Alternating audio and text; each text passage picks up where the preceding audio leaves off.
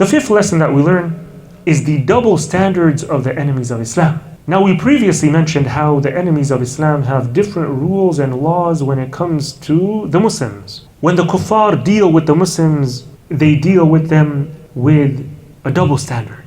And so we see this in the case of Abu Sufyan, who violated the law of Quraysh concerning the treatment of pilgrims. This was a red line that you could never cross, and yet he did it. And no one said anything about it. They didn't call him out for it. And he would never have done that with anyone else, with other non-Muslims. And so likewise, in this day and age, the enemies of Islam, they boast about freedom of religion, and they implement these international laws concerning war crimes. But when they violate these laws against Muslims, they're silent. And everyone allows it to happen. Look at the history of the state of Israel and the Palestinians. And look at the war crimes committed by the Zionist state of Israel for decades. And yet they're able to get away with it without anyone calling them out for it. What does it show us?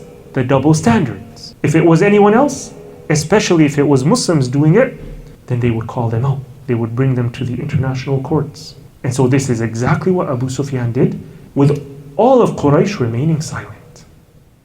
فأقم وجهك للدين حنيفا فطرة الله التي فطر الناس عليها لا تبديل لخلق الله